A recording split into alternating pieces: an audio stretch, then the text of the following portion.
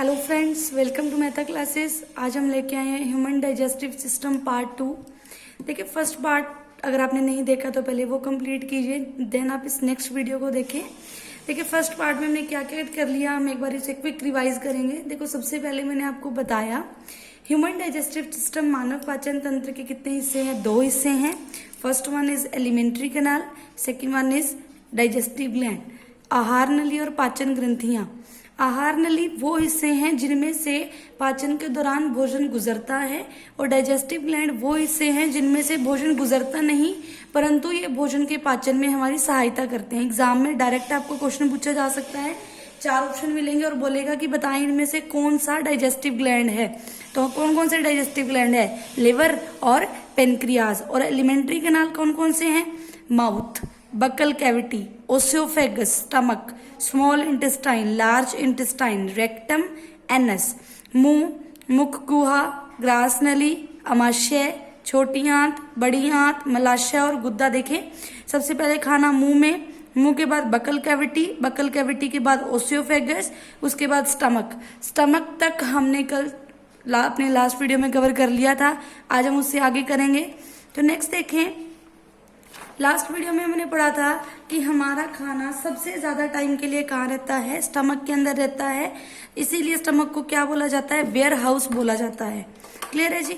हम उसके बाद हमने डिस्कस किया कि कौन कौन से एंजाइम स्टमक के अंदर पाए जाते हैं। ये सारी चीजें हमने लास्ट वीडियो में कवर कर ली थी। अब नेक्स्ट बात है कि जब खाना, कई बार आपने सुना होगा कि हमें एसिडिटी की प्रॉब्लम हो जाती है। अभी हमने पढ़ा था कि हमारे स्टमक के अंदर कौन सा एसिड पाया जाता है? Dilute HCl।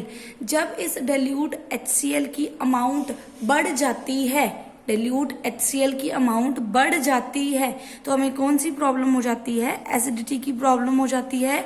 और इससे बचने के लिए हम क्या यूज करते हैं? Eno is a kind of base. Eno क्या होता है? एक क्षार होता है जिससे लेने पर आपकी एसिडिटी क्या हो जाती है? खत्म हो जाती है। परंतु पेपर में एक बढ़िया सा क्वेश्चन पूछा जाता है कि सबसे बढ़िया स्ट्रॉन्गेस्ट बेस कौन सा है? तो आपको याद रखना है MgOH twice. It is known as magnesium hydroxide. इसका एक और नाम है मिल्क ऑफ मैग्नीशिया, और इसे एंटासिड के नाम से भी हम जानते हैं। ये क्वेश्चन बहुत बार पेपर में आ चुका है, बहुत ज्यादा इंपॉर्टेंट है। नेक्स्ट, स्टमक के बाद खाना जाता है स्मॉल इंटेस्टाइन में, हमारी छोटी आंत में। स्मॉल इंटेस्टाइन में, छोटी आंत में। देखिए, जब हमारे भोजन का पाचन अमाशय के अंदर खत्म हो जाता है, उसके बाद खाना बढ़ता है छोटी आंत की तरफ। अब देखिए, छोटी आंत में भोजन का पाचन कैसे होता है, ये पढ़ने से पहले हमें पढ़ना होगा कि हमारी स्मॉल इंटेस्टाइन के हिस्से कैसे होते हैं। जैसे कि हमने डायग्राम में देखा था, स्मॉल इंटेस्टाइन किस प्रकार है, ये देखिए, ये स्मॉल इंटेस्टाइन की फिगर देखिए इस प्रकार से है। यहाँ पे आपको दिखाई दे रहे होंगे स्मॉल इंटेस्टाइन के, छोटी आंत के कितने हिस्से हैं? 3, 1, 2 एंड 3। इन तीनों हिस्सों के 3 अलग अलग नाम हैं।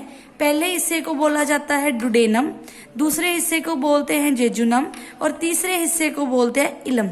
ठीक है। अब एग्जाम में इससे क्वेश्चन किस प्रकार आता है? इससे क्वेश्चन आपको ये आता है, अमाशय में पाचन के बाद भोजन छोटी आंत के कौन से हिस्से में सबसे पहले जाता है?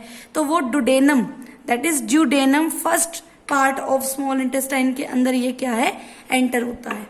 अब देखिए, जब ही भोजन स्मॉल इंटेस्टाइन के एंटर हुआ, अब कार्य करेंगी हमारी डाइजेस्टिव ग्लैंड। हमने पढ़ा था डाइजेस्टिव ग्लैंड में से भोजन पास नहीं करता, परंतु ये भोजन को पचाने में क्या सहायता करती हैं?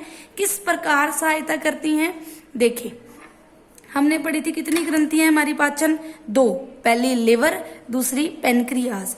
देखो, सबसे पहले लिवर के बारे में, हम बात करें जिसे हिंदी में यकृत के नाम से जानते हैं। तो यकृत क्या करता है? यकृत 24 घंटे लगातार क्या बना रहा है? बाइल जूस, पित्त रस। क्या बनाता है? पित्त रस। लिवर, हमारा यकृत 24 घंटे पित्त रस बनाता है।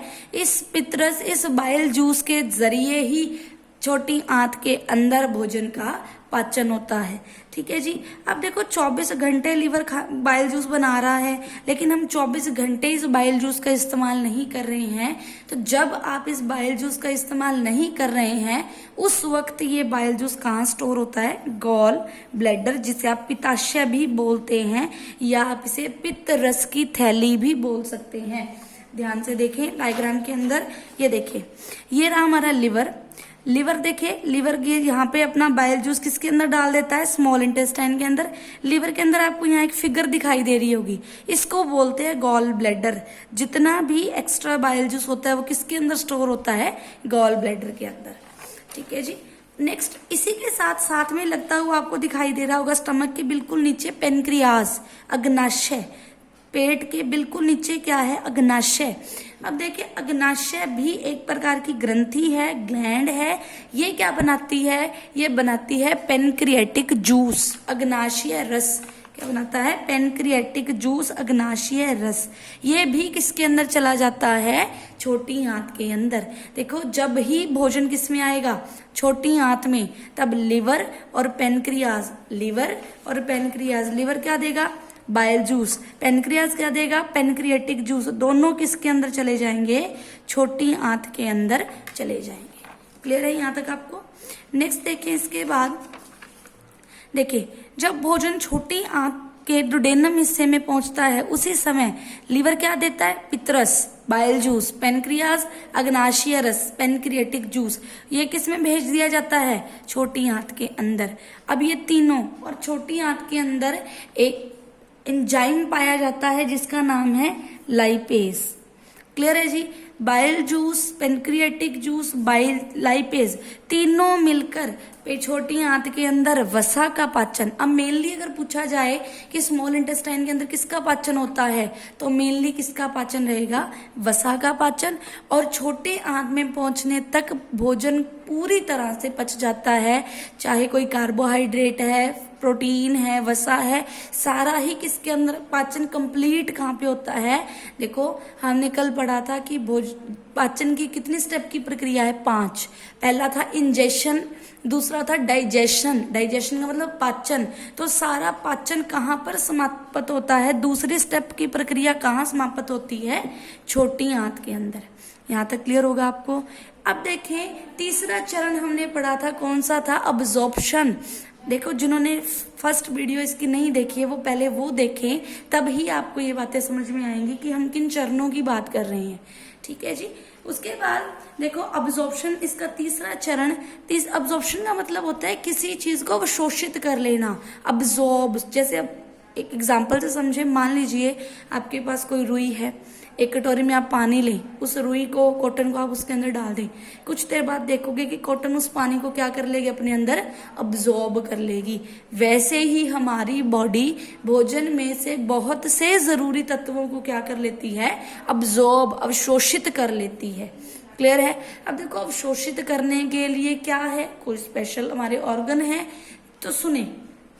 देखिए अभी हमने पढ़ा था कि हमारी स्मॉल इंटेस्टाइन की कितने हिस्से थे, 3 हिस्से थे। छोटी आंत के कितने हिस्से थे, 3, डुडेनम, जेजुनम, इलम। इन तीनों हिस्सों के अंदर उंगली के प्रकार की, देखिए जैसे हमारी एक उंगली होती है वैसे ही फिंगर लाइक स्ट्रक्चर, एक उंगली के प्रकार की कुछ आकृतियां, यहाँ मैंने डायग्राम में आपको शो भी करके दिखाया है, पाई जाती हैं। देखो छोटी आंत में उंगली के आकार की कुछ आकृतियां पाई जाती हैं। इन आकृतियों को हम क्या बोलते हैं, रसांकुर। क्या बोलते हैं, रसांकुर। There are finger like structures present in the small intestine which helps in the absorption of food are known as, ये क्या कहलाते हैं, विली। इन्हें हम किस नाम से जानते हैं, विली नाम से जानते हैं, और हिंदी में इन्हें रसांकुर कहा जाता है। अब विली का कार्य क्या है, सबसे पहले विली प्रेजेंट कहाँ है, छोटी आंत में, स्मॉल इंटेस्टाइन में। फिर विली की स्ट्रक्चर कैसी है, उंगली के प्रकार की, फिंगर लाइक स्ट्रक्चर। अब विली का कार्य क्या है, विली का कार्य है भोजन से जरूरी तत्वों को अब्जॉर्ब, अवशोषित करना, अवशोषित कर लेना। ठीक है जी। अब देखो भोजन के अवशोषण के बाद, अब भोजन को हमने इंजेशन भी कर लिया, डाइजेशन भी हो गया, अब इसका अब्जॉर्प्शन भी हो गया। इसके बाद भोजन, अब देखो उसके बाद था असिमिलेशन। असिमिलेशन का मतलब क्या होता है, ऊर्जा। अब ऊर्जा क्या, अब असिमिलेशन का मतलब क्या था, जो भी भोजन हमने खाया है उससे क्या बनानी है, ऊर्जा बनानी है। अब देखो ये विली क्या करती है, विली जो भी चीजें अब्जॉर्ब करती है इसको किस में ट्रांसफर कर देती है, हमारे ब्लड में, और ब्लड से ब्लड जरूरी तत्वों को कहाँ पहुंचाता है, हमारे डिफरेंट ऑर्गन तक पहुंचा देता है, और हमें क्या मिल जाती है, एनर्जी मिल जाती है। क्लियर है जी। अब लास्ट स्टेप बचता है हमारे पास एक्सक्रिएशन या इजेशन, मल परित्याग। अब देखें, अब हमने पढ़ा था कि उसके स्मॉल इंटेस्टाइन के बाद भोजन किस में जाएगा, स्मॉल इंटेस्टाइन के बाद भोजन किस में जाएगा, हमारी बड़ी आंत में। किस में जाएगा, हमारी बड़ी आंत में। ठीक है जी। लार्ज इंटेस्टाइन में, छोटी अब देखो बड़ी आंत में भोजन, अब देखो बड़ी आंत में जब भोजन जाएगा, अब बड़ी आंत में जब भोजन जाएगा तो उसको क्या करेगा, बड़ी आंत में एक बार फिर से भोजन का क्या किया जाएगा, फिल्टर किया जाएगा, ताकि अगर भोजन में कुछ भी जरूरी तत्व रह गए थे वो हमारी बॉडी वेस्ट ना करे। और उसके बाद जो वेस्ट बचता है, अपशिष्ट पदार्थ बचता है, वो रेक्टम और एनस, मलाशय और गुद्दे के जरिए हमारे शरीर से बाहर हो जाता है। इसी को हम बोलते हैं मल परित्याग। देखें, रेक्टम और एनस के जरिए बॉडी से बाहर हो जाता है, इसी को हम बोल देते हैं मल परित्याग, एक्सक्रिएशन या इजेशन। आई थिंक क्लियर हो गया होगा। यहाँ पे एक दो बातें आपको और ध्यान में रखनी है। एग्जाम छोटी आंत की लेंथ हमसे पूछ लेता है, छोटी आंत की लंबाई पूछे तो कितनी होगी, 6 मीटर की, और इसका व्यास पूछा जाए, डायमीटर कितना होगा, 2.5 सेंटीमीटर का। और लार्ज इंटेस्टाइन की लंबाई कितनी रहेगी, 1.5 मीटर, और इसकी व्यास कितना रहेगा, 3 सेंटीमीटर। अब आप कहेंगे कि इसके लार्ज इंटेस्टाइन की लेंथ 1.5 मीटर है और स्मॉल इंटेस्टाइन की लेंथ 6 मीटर है, फिर उसे स्मॉल क्यों कहा जाता है, इसके व्यास के कारण। छोटी आंत का व्यास छोटा है, बड़ी आंत का व्यास क्या है, बड़ा है। क्लियर है जी। और पूरी अगर आपको आहार नली मुंह से लेके एनस तक, हमारे मुंह से लेकर एनस तक की लंबाई पूछी जाए तो इसकी पूरी आहार नली की लंबाई हमारे पास होती है 9 मीटर की। कितनी रहती है, 9 मीटर की। क्लियर है, समझ में आ गया। देखिए सबसे पहले हमने पढ़ा, दोबारा से हम इसका थोड़ा सा रिकैप करते हैं, सुने। ह्यूमन डाइजेस्टिव के 2 हिस्से, alimentary canal, digestive gland. Alimentary canal वो हिस्से जिनमें से भोजन पास आउट करेगा और भोजन का पाचन होगा। डाइजेस्टिव ग्लैंड वे हिस्से जो पार्टिसिपेट, इनमें से भोजन पास नहीं करेगा परंतु ये भोजन को पचाने में कुछ ऐसी चीजें देंगे जो भोजन को पचाने में क्या करेंगे, सहायता करेंगे। उसके बाद हमने माउथ के बारे में पढ़ा, माउथ और बकल कैविटी के बारे में। माउथ और बकल कैविटी के अंदर हमने 3 चीजों के बारे में पढ़ा। 3 चीजें कौन कौन सी, टीथ, टंग, सलाइवा। टीथ कितने होते हैं, 32। टाइप पूछा जाए प्रकार तो 4, इंसीजर, कैनाइन, प्रीमोलर और मोलर। फंक्शन क्या है इन टीथ के, फंक्शन क्या है, ब्रेकिंग ऑफ फूड। फिर बात करें टंग की, टंग का कार्य क्या है, तो टंग का कार्य क्या है, हमें चीज का स्वाद बताना, टेस्ट, क्योंकि इस पे क्या पाए जाते हैं, टेस्ट बड्स पाए जाते हैं। क्लियर। सलाइवा, सलाइवा को प्रोड्यूस कौन करती हैं, सलेवरी ग्लैंड्स, लार ग्रंथियां। कितनी पाई जाती हैं, 3, सब मैक्सिलरी, सब मैनिबुलर और पैरोडिट। और इन तीनों में से सबसे बड़ी कौन सी रहेगी, पैरोडिट। उसके बाद सलाइवा ही हमारे भोजन का पाचन सबसे पहले शुरू करता है, क्योंकि इसमें क्या पाए जाते हैं, एंजाइम। कौन कौन से, टाइलिन, अमाइलेज, माल्टेज। क्लियर। और सबसे पहले किस चीज का पाचन होता है, कार्बोहाइड्रेट का। क्लियर। उसके बाद हम बात करते हैं, भोजन जाता है ओसियोफेगस में। ओसियोफेगस के जरिए ये कहाँ तक पहुंचता है, ओसियोफेगस के जरिए ये स्टमक तक पहुंचता है। ठीक है जी। स्टमक के अंदर क्या पाया जाता है, डाइल्यूट HCl और कुछ एंजाइम्स। क्लियर। उसके बाद खाना जाता है स्मॉल इंटेस्टाइन में। स्मॉल इंटेस्टाइन के कितने हिस्से रहते हैं, 3, ड्यूडेनम, जेजुनम, इलम।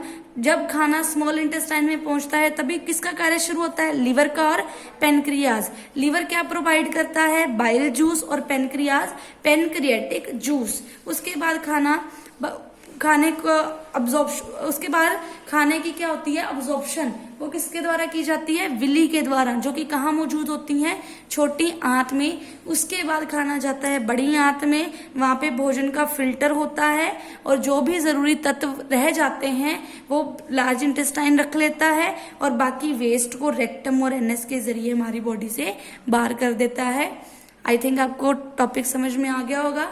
अगर कोई भी डाउट है तो आप कमेंट सेक्शन में पूछ सकते हैं और अगर आपको हमारी वीडियो अच्छी लगी तो हमारे चैनल को सब्सक्राइब और इस वीडियो को लाइक करें। Thank you.